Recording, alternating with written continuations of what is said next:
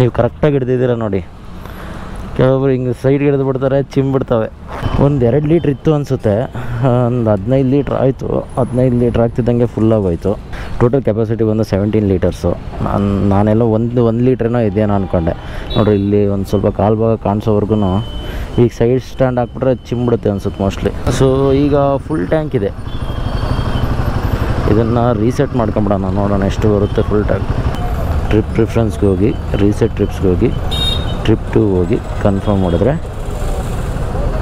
ಇದು ರೀಸೆಟ್ ಆಯಿತು. ಪರ್ಫಾರ್ಮೆನ್ಸ್ ಮೋಡಲ್ಲೇ ಇದೆ, ಚೇಂಜ್ ಏನು ಮಾಡಲ್ಲ. ನನಗೆ ಈಕೋ ಮೋಡಲ್ಲಿ ಹೊಡೆಯೋಕ್ಕಾಗಲ್ಲ ಗಾಡಿ. ಹಳೆ ಮಲೆ ಪವರ್ ಬಂದಂಗೆ ಆಗುತ್ತೆ. ಒಂದು 23, 25, 28 BHP ಪವರ್ ಇದ್ದಷ್ಟು ಅನ್ನಂಗೆ ಅನಿಸುತ್ತೆ. ಈ ಪರ್ಫಾರ್ಮೆನ್ಸ್ ಮೋಡಲ್ಲಿ ಕಿಕ್ಕಿನ ಆಗೋಷ್ಟು ಪವರ್ ಎಕೋ ಮೋಡಲ್ಲಿ ಕಿಕ್ಕಿನ ಆಗಲ್ಲ. ಈಗ ಫುಲ್ ಟ್ಯಾಂಕು ಗಾಡಿ ಸ್ವಲ್ಪ ಇನ್ನೂ ಬರೋ ಥರ ಅನ್ನಿಸ್ತಾ ಇದೆ. ನಾವಿನ್ನು ಬ್ರೇಕ್ಫಾಸ್ಟ್ ಬೇರೆ ಮಾಡಿಲ್ಲ. ಸೊ ಈಗ ಇಲ್ಲಿಂದ ನೆಲಮಂಗ್ಲಾಗೆ ಹೋಗ್ಬಿಟ್ಟು ಅಲ್ಲಿ ನೆಲಮಂಗ್ಲ ಕ್ರಾಸ್ ಹತ್ರ ಪ್ರತೀಕ್ ಸಿಗ್ತಾನೆ. ಅದಾದಮೇಲೆ ಟಿಪ್ಟೂರ್ ಕ್ರಾಸ್ ಹತ್ರ ಉಲ್ಲಾಸ್ ಸಿಗ್ತಾನೆ. ಅದಾದಮೇಲೆ ಬ್ರೇಕ್ಫಾಸ್ಟ್ ಪಾಯಿಂಟ್ ಹತ್ರ ಸಿಗೋಣ.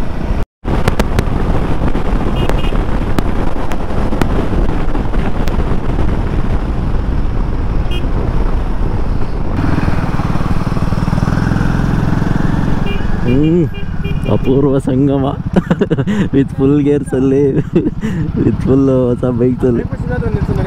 ಹಾಂ ನೋಡಿ, ಎಷ್ಟು ದೂರ ಹೇಳೋದು? ಇಲ್ಲ ಅಲ್ಲ. ಭಾರಿ ಖುಷಿ ಆಗ್ತಾ ಇದೆ ಅಣ್ಣ. After many days with new bikes, full gears. ಸಖತ್ ಖುಷಿ ಆಗ್ತಾಯಿದೆ ಗುರು.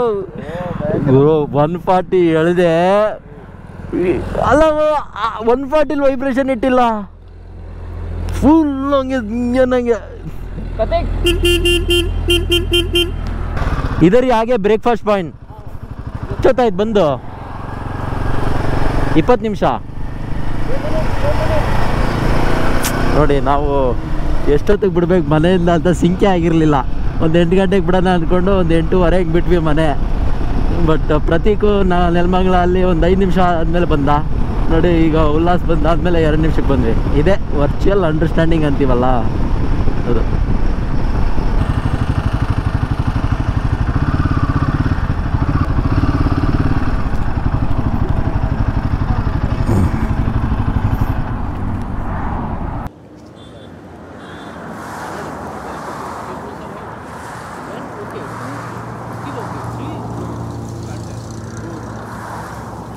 ಯೂಶ್ವಲಿ ರೋಡ್ ಸೈಡಿನ ಫುಡ್ಡು ಚೆನ್ನಾಗಿರುತ್ತೆ ಅಂತ ನಾನು ಹೇಳ್ತಾ ಇರ್ತೀನಿ.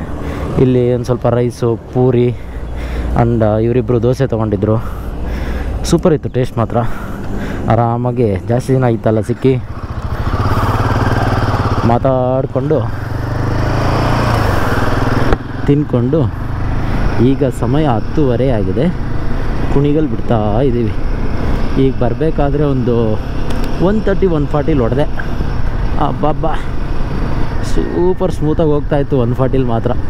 140 ಯಾವಾಗಲೂ ಹೊಡೆಯಲ್ಲ ಅನ್ನಿ, 120 ಆರಾಮಾಗಿ ಹೋಗುತ್ತೆ. So after many days ride ಮಾಡ್ತಾ ಇರೋದ್ರಿಂದ ಸಖತ್ ಖುಷಿ ಆಗ್ತಾಯಿದೆ ಮಾತ್ರ. ಆ್ಯಂಡ್ ಜಾನ್ವರಿ ಒಂಥರ ಬೇರೆ ಥರನೇ ಇತ್ತು ನನಗೆ. So after many days ride ಹೋಗ್ತಿರೋದ್ರಿಂದ ಒಂಥರ feel good. Santosh on Himalayan 450, Ullas on R15 and Prateek on Speed 400.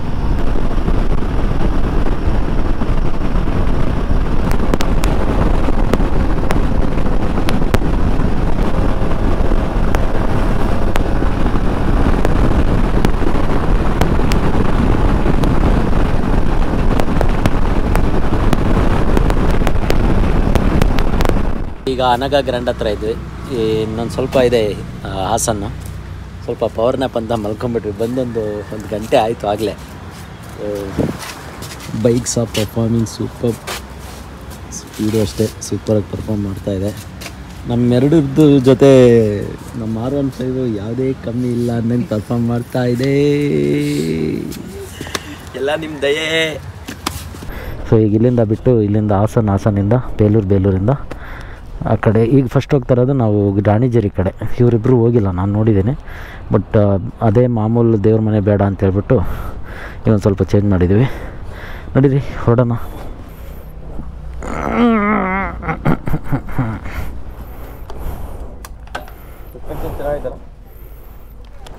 ಓಡಿಸ್ತೀಯಾ? ಓಡಿಸು, ಏನು ಪೆಟ್ರೋಲ್ ಬಂದ್ಬಿಟ್ಟು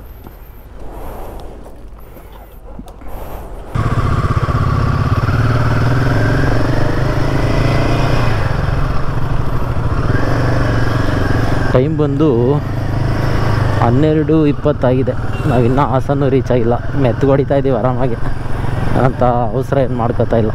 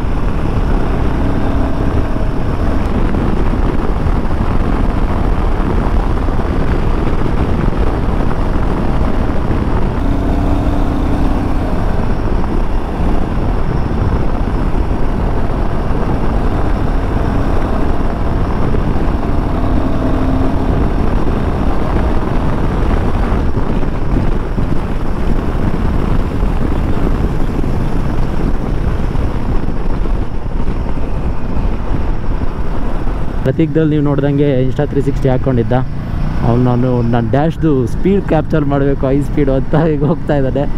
ಕ್ಲಿಪ್ ಆಗ್ತಿದ್ದು ನೋಡಿ, ಸ್ಪೀಡ್ 400 ಎಷ್ಟು ಹೋಗುತ್ತೆ ಅಂತ ಸ್ಪೀಡ್. ನಾವು ಫುಲ್ಲಿ ಗೇರ್ ಆಗಿದ್ದೀವಿ, ಅಂದರೆ ಗೇರ್ ಹಾಕ್ಕೊಂಡಿದ್ದೀವಿ. ಆ್ಯಂಡ್ ಸ್ವಲ್ಪ ನಮ್ಗೆ ಹ್ಯಾಂಡಲ್ ಮಾಡೋದು ಗೊತ್ತು, ಆದ್ದರಿಂದ ಈ ಹೈ ಸ್ಪೀಡ್ ಕ್ಯಾಪ್ಚರ್ ಮಾಡ್ತಾಯಿದ್ದೀವಿ. ಇಲ್ಲ ಅಂದರೆ ಯಾರು ಈ ಥರ ಟ್ರೈ ಮಾಡೋಕ್ಕೆ ಹೋಗಬೇಡಿ.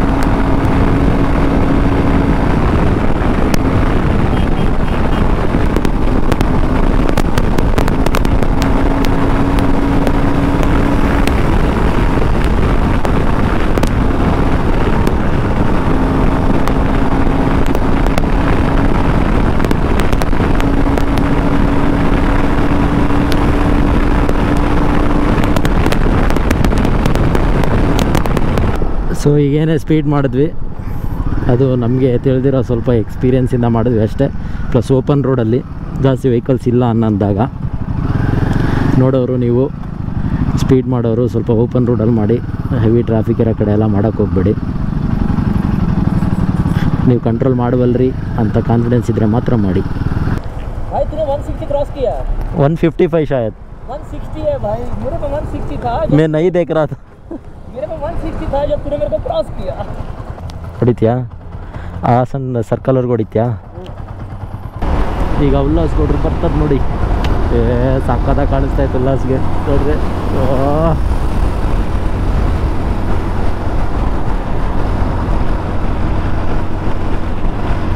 ಇವ್ನು ಇದ್ರಲ್ಲಿ ಹೆಂಗೆ ಹೇಳಿತಾನೆ 120. ಏಪ್ಪ, ಅದೇ ಗ್ರ್ಯಾಜುವಲಾಗಿ ಬರ್ತೈತೆ, ಸಡನ್ನಾಗಿ ಬರಲ್ಲ ಅಷ್ಟೇ.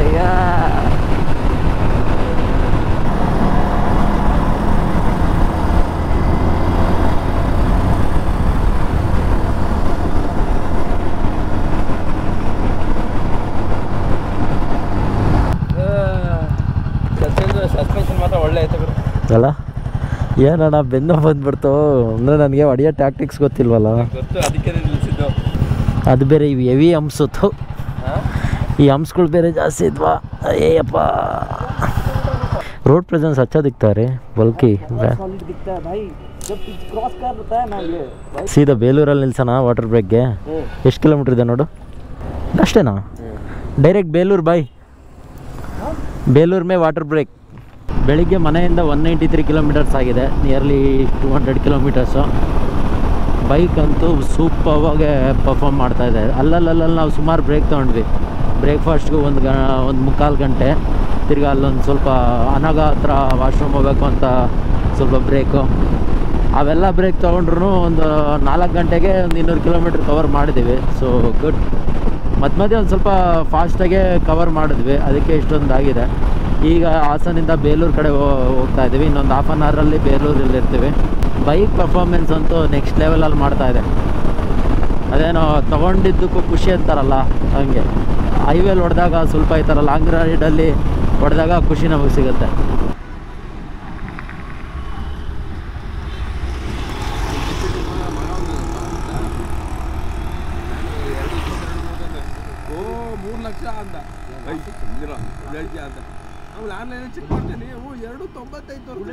ಈಗಾಗಲೇ ನೋಡಿ ಬೇಲೂರು ಬಿಟ್ಟಾಗಿದ ತಕ್ಷಣ ಒಂಥರ ಕೂಲ್ನೆಸ್ ಬಸ್ ಎಲ್ಲ ಸುತ್ತಮುತ್ತ ಎಲ್ಲ ಗಿಡ ಮರಗಳು ಒಂಥರ ಮಲೆನಾಡು ಪಶ್ಚಿಮ ಘಟ್ಟಕ್ಕೆ ಎಂಟ್ರಿ ಕೊಟ್ಟ feeling I was missing this greenery ಭಾಳ ದಿನಗಳಿಂದ ಈ ಗ್ರೀನ್ರಿ ಮಿಸ್ ಮಾಡ್ಕೋತಾ ಇದ್ವಿ ಏನೋ ಒಂಥರ ನೆಮ್ಮದಿ ಅಲ್ಲ ಒಳಗೆ ಈಗ ನೋಡು ಇಷ್ಟು ಬಂದಿದ ತಕ್ಷಣ ನೋಡಿ ಸೇಮ್ ಫೀಲಿಂಗ್ ನಾನು ಫಸ್ಟ್ ಟೈಮ್ ಈ ಕಡೆ ಬಂದಾಗ ಎಷ್ಟು ಖುಷಿಯಾಗಿತ್ತೋ ಪ್ರತಿ ಸಾರಿ ಬಂದಾಗ ಅಷ್ಟೇ ಖುಷಿಯಾಗುತ್ತೆ ನಾನು ಸುಮಾರು ಸಾರಿ ಮೂಡಿಗೆರೆ ರೂಟಲ್ಲಿ ಅಡ್ಡಾಡಿದ್ದೀನಿ ಬಟ್ ಎಕ್ಸ್ಪ್ಲೈನ್ ಮಾಡೋಕ್ಕಾಗಲ್ಲ ರೋಡ್ಸಲ್ಲಿ ಹಿಮಾಲಯನ್ ಕಾರ್ನರಿಂಗ್ ಯಾವ ಥರ ಪರ್ಫಾರ್ಮ್ ಮಾಡುತ್ತೆ ಅಂತ ನೋಡ್ಬೋದು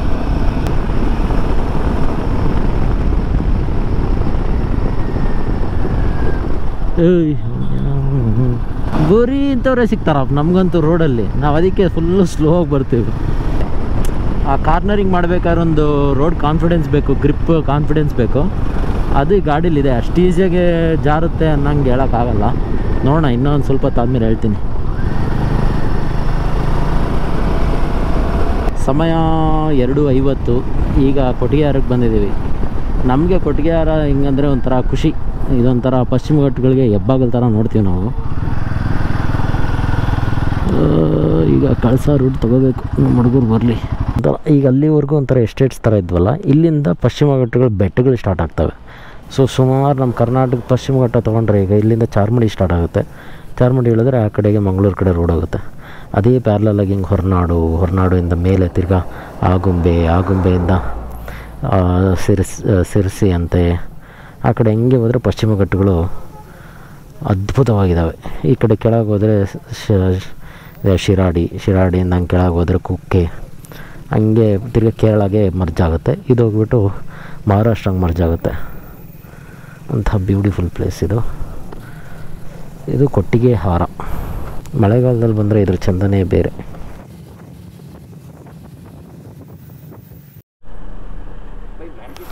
ಇದು ಬಂದ್ಬಿಟ್ಟು ಸುಂಕಸಾಲೆ ಅಂತ ಈ ಕ್ರಾಸಲ್ಲಿ ಈ ಕಡೆಯಿಂದ ಹೋಗ್ಬೇಕು ರಾಣಿಜರಿಗೆ ಮುಂದೆ ಈ ಕಡೆ ಕಳ್ಸೋದು ರೋಡು ಎಲ್ಲ ರೆಡಿಯಾಗಿದೆ ಗಾಡಿ ಇಲ್ಲಿಂದ 7 ಕಿಲೋಮೀಟರ್ಸ್ ಅಂತ ಆಫ್ ರೋಡು ನಡೀರಿ ಹೊರಡೋಣ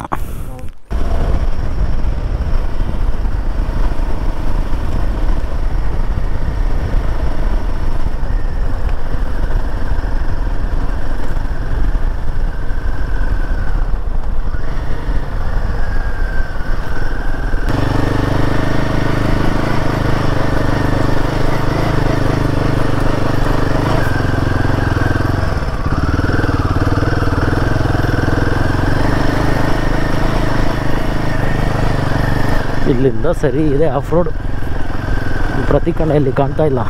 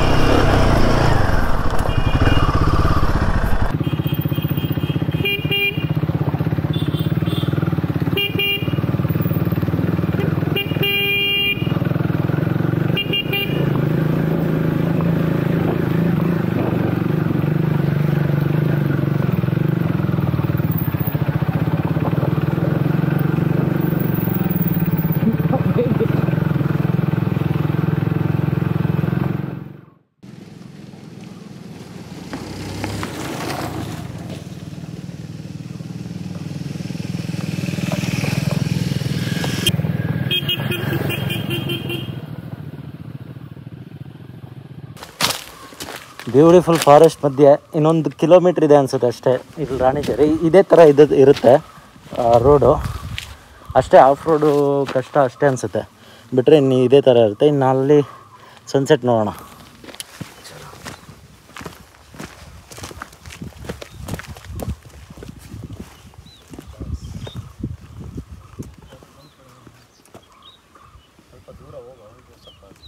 ಸೊ ಅಲ್ಲಿಂದ ಈ ಕಡೆವರೆಗೂ ಹತ್ಕೊಂಬಂದ್ವಿ. ಇಲ್ಲೊಂದು ಸ್ವಲ್ಪ ವ್ಯೂ ಪಾಯಿಂಟ್ ಥರ ಏನೋ ಮಾಡಿದ್ದಾರೆ. ಇದು ಬೇಕಿರಲಿಲ್ಲ, ಇಂಥ ಪ್ರಯತ್ನಗಳೆಲ್ಲ ಬೇಕಿಲ್ಲ ನಮಗೆ ಆ್ಯಕ್ಚುಲಿ.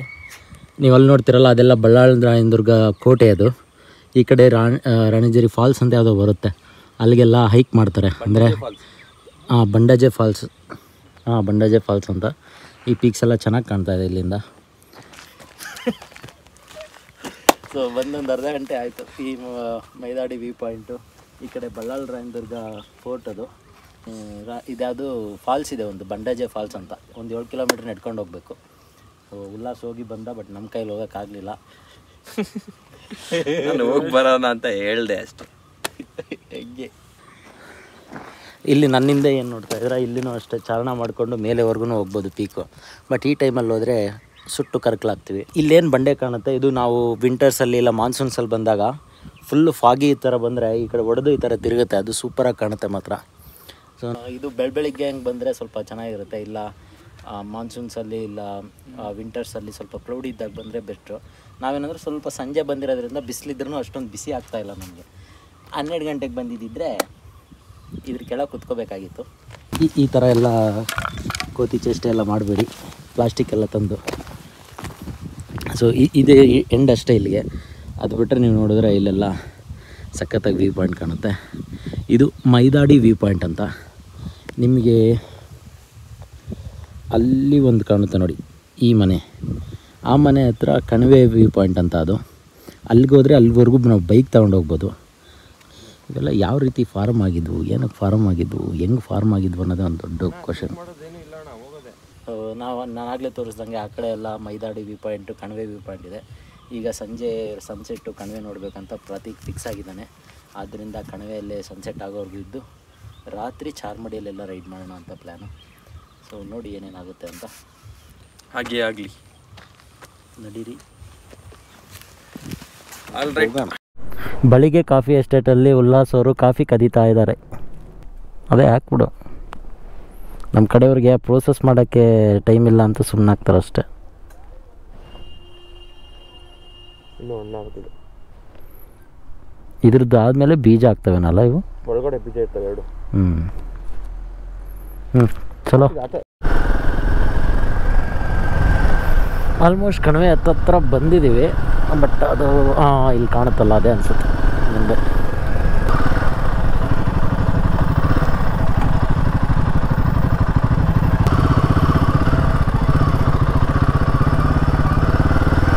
ಸೊ ಇಲ್ಲಿಂದ ಒಂದು ಅರ್ಧ ಕಿಲೋಮೀಟ್ರ್ ಇದೆ ಅಷ್ಟೇ ವ್ಯೂ ಪಾಯಿಂಟ್ಗೆ. ಸ್ವಲ್ಪ ಆಫ್ ರೋಡ್ ಇದೆ. ಏನು ಆಫ್ ರೋಡ್ ಅಂತ ಏನಿಲ್ಲ, ಆರಾಮ್ಸೆ ಹೋಗ್ಬೋದು. ನಾವು ಹಳ್ಳಿಗಳಲ್ಲೆಲ್ಲ ಸ್ಪ್ಲೆಂಡರಲ್ಲೆಲ್ಲ ಹೋಗ್ತಾರೆ ಈ ಕಡೆ ಇಂಥ ಜಾಗಗಳಲ್ಲಿ. ನಾವೇ ಬೈಕರ್ಸ್ ಆಫ್ ರೋಡ್ ಅಂದ್ಕೊಂಡು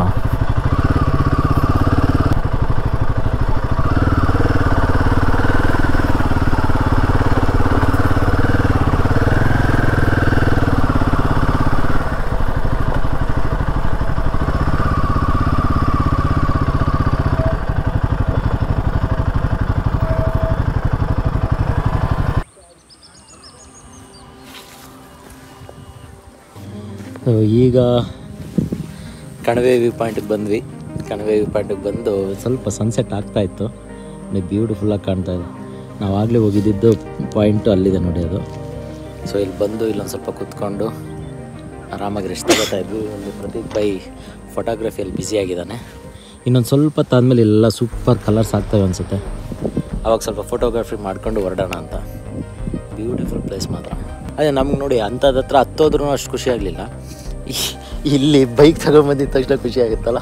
ಲೈಫ್ ನೋಡಿ ಎಷ್ಟು ನೀಟಾಗಿ ತುರಿದಿಂದ ರೇಸ್ ತೋಡು ಎಷ್ಟು ಸಖತ್ತಾಗಿ. ಇನ್ನೊಂದು ಸ್ವಲ್ಪ ಹೊತ್ತಿಗೆ ಇನ್ನೂ ಜಾಸ್ತಿ ವೀಡಿಯೋದಲ್ಲಿ ನೋಡಿ ಇನ್ನೂ ಹೆಂಗೆ ಕಾಣುತ್ತೆ. ಇಲ್ಲಿ ನೋಡೋ ವೀಡಿಯೋದಲ್ಲಿ ಹೆಂಗೆ ಕಾಣುತ್ತಿಂದ ಸಖತ್ತಾಗಿ ಕಾಣುತ್ತೆ. ನೋಡಿ ಅದೃಷ್ಟವಂತರು.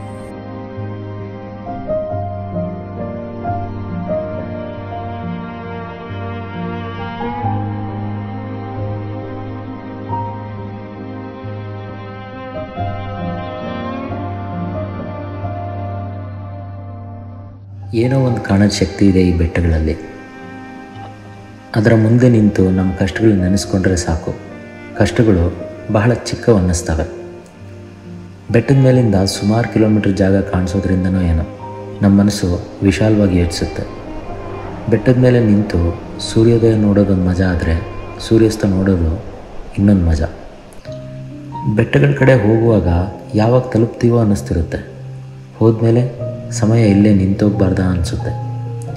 ಈ ಬೆಟ್ಟಗಳನ್ನು ನೋಡ್ತಾ ನಕ್ಕಿದ್ದೂ ಇದೆ, ಹತ್ತಿದ್ದೂ ಇದೆ, ಕುಣಿದಾಡಿದ್ದೂ ಇದೆ.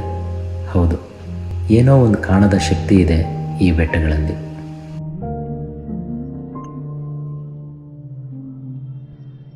ಸಮಯ 9 ಗಂಟೆ ಆಗಿದೆ. ಈಗ ಕೊಟ್ಟಿಗೆಹಾರಕ್ಕೆ ಬಂದು ಅಲ್ಲಿಂದ ಹೊರಡೋದೇ 7 ಗಂಟೆ ಆಯ್ತು. ನಾವು ಆರಾಮಾಗಿ ರಾತ್ರಿ ಸ್ವಲ್ಪ ಕತ್ಲಾಗೋವರೆಗೂ ಕೂತು ಅಲ್ಲಿ ಕೆಳಗೆಲ್ಲ ಊರುಗಳ್ದು ಲೈಟ್ಸ್ ಆನ್ ಆಗಿದ್ವು, ಮನೆಗಳದ್ದು, ಅಷ್ಟವರೆಗೂ ಕೂತಿದ್ವಿ. ಈಗ ಇಲ್ಲಿ ಬಂದು ಕೊಟ್ಟಿಗೆಹಾರದಲ್ಲೇ ಊಟ ಮಾಡ್ಕೊಂಡು ಈಗ ಪೆಟ್ರೋಲ್ ಬೇಕಿತ್ತು, ಪೆಟ್ರೋಲ್ ಹಾಕ್ಸ್ಕೊಂಡೆ. ಈಗ ರಾತ್ರಿ ಚಾರ್ಮಡಿ ಥ್ರೂ ಹೋಗಬೇಕು. ರಾತ್ರಿ ಹೊತ್ತು ಚಾರ್ಮಡಿಲಿ ಓಡಿಸ್ತಾ ಇದ್ದರೆ ಇದು ಚಾರ್ಮಡಿನೇ ಅಲ್ಲೇನೋ ಅನ್ನಿಸ್ತಾ ಇದೆ. ಟೈಮ್ ಈಗ 10:15. ಈಗ ಶ್ರೀ ಕ್ಷೇತ್ರ ಧರ್ಮಸ್ಥಳಕ್ಕೆ ಎಂಟ್ರಿ ಕೊಟ್ಟಿದ್ದೀವಿ.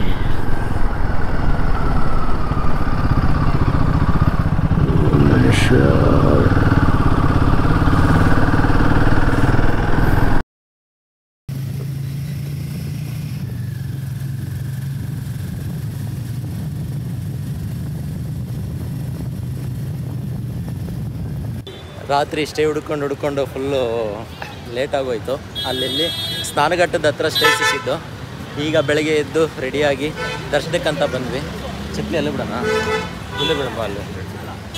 ಸೊ ಈಗ ಸುಮಾರು 9 ಗಂಟೆ ಆಗಿದೆ. ಈಗ ಹೋಗಿ ದರ್ಶನ ಮಾಡಿಕೊಂಡು ಆ್ಯಕ್ಚುಲಿ 6 ಗಂಟೆಗೆ ಬರಬೇಕು ಅಂತ ಪ್ಲ್ಯಾನ್ ಇದ್ದಿದ್ದು. ಸ್ಟೇ ಹುಡ್ಕೊಂಡು ಮಲ್ಕೊಳ್ಳೋಷ್ಟರಲ್ಲಿ 12:30 ಆಯಿತು. ಪರವಾಗಿಲ್ಲ, ಹುಡುಕಿದ್ಗೂ ಒಳ್ಳೆ ಸ್ಟೇನೇ ಸಿಕ್ತು.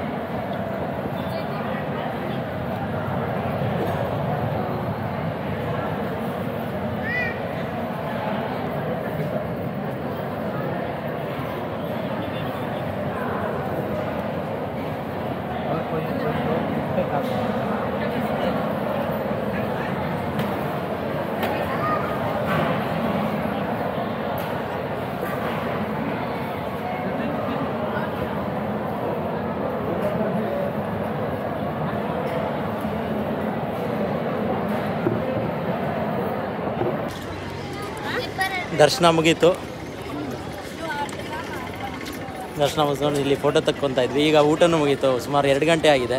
ಒಂದು 3:30-4 ಗಂಟೆ ಆಯಿತು ದರ್ಶನಕ್ಕೆಲ್ಲ. ಈಗ ಇಲ್ಲಿಂದ ಬಿಡಬೇಕು. ಊಟ ಇಲ್ಲೇ ಅನ್ನದಾಸೋಹ ಏನಿರುತ್ತೆ ಅಲ್ಲೇ ಮುಗಿಸ್ಕೊಂಡ್ವಿ. ಇಲ್ಲಿ ಫೋಟೋ ಶೋ ನಡೀತಾ ಇದೆ.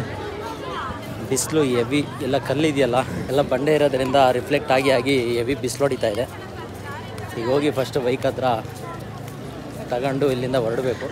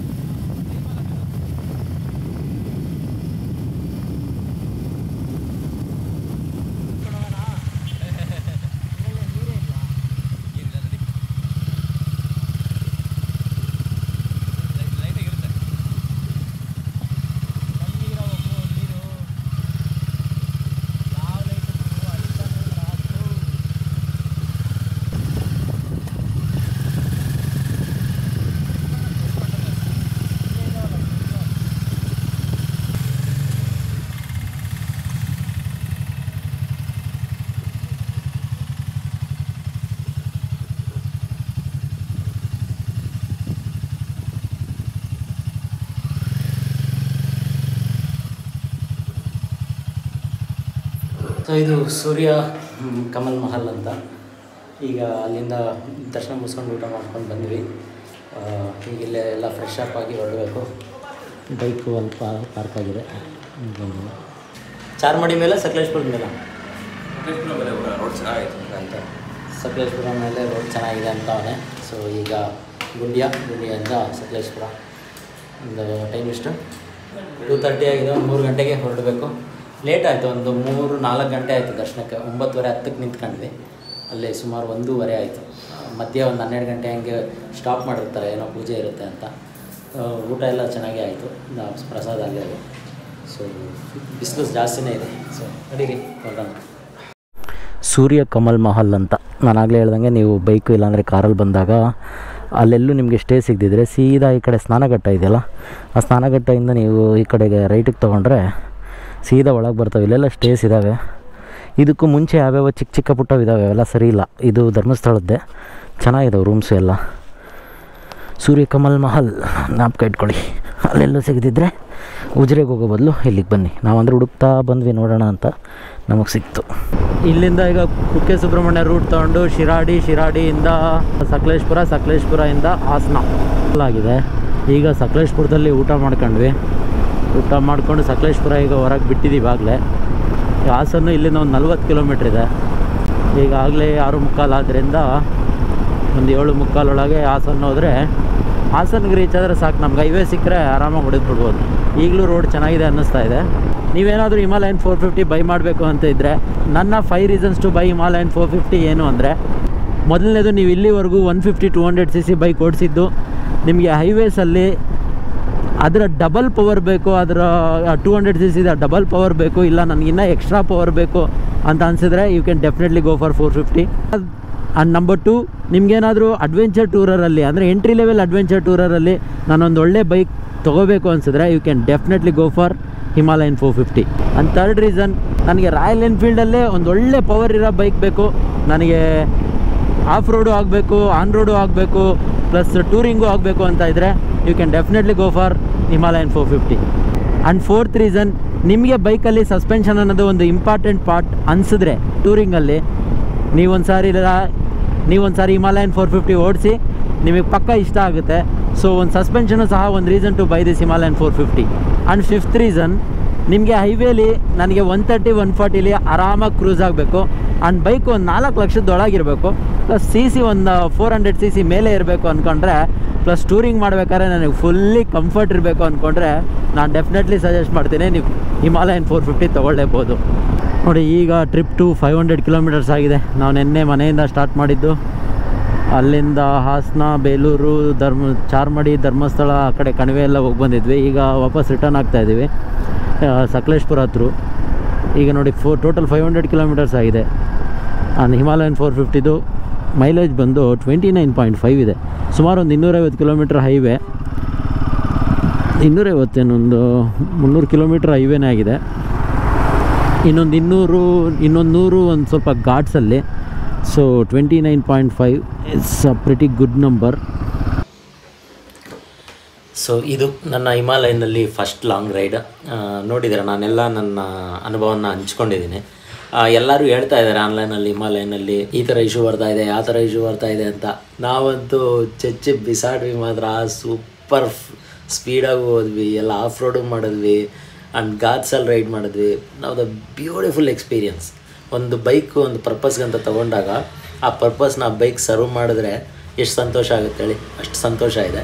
ಆ್ಯಂಡ್ ಆ್ಯಕ್ಚುಲಿ ನಾವು ಕುಣಿಗಲ್ ಸರ್ಕಲ್ ಹತ್ರ ನಿಂತು ಮಾತಾಡಿದ್ವಿ, ನಾನು ಉಲ್ಲಾಸು ಪ್ರತೀಕ್, ಸ್ವಲ್ಪ ನಮ್ಮ ಅನುಭವನ. ಬಟ್ ಅಲ್ಲಿ ಹೆವಿ ಟ್ರಾಫಿಕ್ ಇದ್ದಿದ್ದರಿಂದ ಎಲ್ಲ ನಾಯ್ಸ್ ಜಾಸ್ತಿ ಇತ್ತು. ಸೊ ಅದಕ್ಕೆ ಆ ವಿಡಿಯೋನ ಹಾಕೋಕ್ಕೆ ಹೋಗಲಿಲ್ಲ.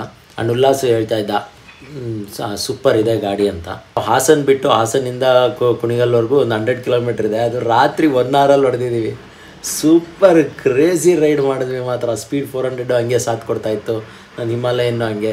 ಇನ್ನೊಂದು ಉಲ್ಲಾಸು ಅಷ್ಟೇ, ಉಲ್ಲಾಸು ಯಾವಕ್ಕೂ ಕಮ್ಮಿ ಇಲ್ಲ ಅನ್ನೋ ರೇಂಜಲ್ಲಿ ಹೊಡಿತಾ ಬರ್ತಾಯಿದ್ದ. ಸೊ ಈ ವಿಡಿಯೋ ಮೂಲಕ ನಿಮಗೆ ಲಾಂಗ್ ರೈಡಲ್ಲಿ ಹಿಮಾಲಯನ್ ಯಾವ ಥರ ಪರ್ಫಾರ್ಮ್ ಮಾಡಿದೆ ಅಂತ ನಿಮಗೆ ಗೊತ್ತಾಗಿರ್ಬೋದು. ಒಂದು 600-700 ಕಿಲೋಮೀಟರ್ಸ್ ರೈಡ್ ಇದು. ಇದು ಬಿಟ್ಟು ನಿಮಗೆ ಸಪ್ರೇಟಾಗಿ ಹಿಮಾಲಯನ್ ರಿವ್ಯೂ ಮಾಡ್ತೀನಿ. ಅದರಲ್ಲಿ ನಿಮಗೆ ಭಾಳಷ್ಟು ಪ್ರಶ್ನೆಗಳಿರುತ್ತೆ, ಅದೆಲ್ಲ ಕಮೆಂಟ್ಸಲ್ಲಿ ಕೇಳಿ, ನಾನು ಆ ಪ್ರಶ್ನೆಗಳಿಗೆಲ್ಲ ಆನ್ಸರ್ ಮಾಡ್ತೀನಿ. ಆ್ಯಂಡ್ ಓವರಾಲ್ ರಿವ್ಯೂ ಒಂದು ಮಾಡೇ ಮಾಡ್ತೀನಿ. ಪಾರ್ಟ್ಸ್ ವೀಡಿಯೋ ಮಾಡೋದಕ್ಕಿಂತ ಒಂದು ರೈಡ್ದು ಒಂದು ಬ್ಯೂಟಿಫುಲ್ ಆಗಿರೋ ವೀಡಿಯೋ ಒಂದು ಮಾಡೋಣ ಅಂತ ಅಂದ್ಕೊಂಡು ಈ ಥರ ಪ್ರಯತ್ನ ಮಾಡಿದ್ದು. ಮಧ್ಯ ನಾನು ಕೆಲವೊಂದು ಎಕ್ಸ್ಪೆರಿಮೆಂಟ್ಸ್ ಮಾಡಿದ್ದೀನಿ. ಆ ಎಕ್ಸ್ಪೆರಿಮೆಂಟ್ಸ್ ಎಲ್ಲ ಯಾವ ಥರ ಅನ್ನಿಸ್ತು ಅಂತ ಕಮೆಂಟ್ಸಲ್ಲಿ ಹೇಳಿ ತಿಳಿಸಿ. ಆ್ಯಂಡ್ ನಿಮ್ಮ ಪ್ರೋತ್ಸಾಹ ಹೀಗೆ ಇರಲಿ. ಮುಂದಿನ ಅದ್ಭುತವಾದ ವೀಡಿಯೋದಲ್ಲಿ ಸಿಗೋಣ ಅಂತ ಹೇಳ್ತಾ ಅಲ್ಲಿವರೆಗೂ ಪೀಸ್.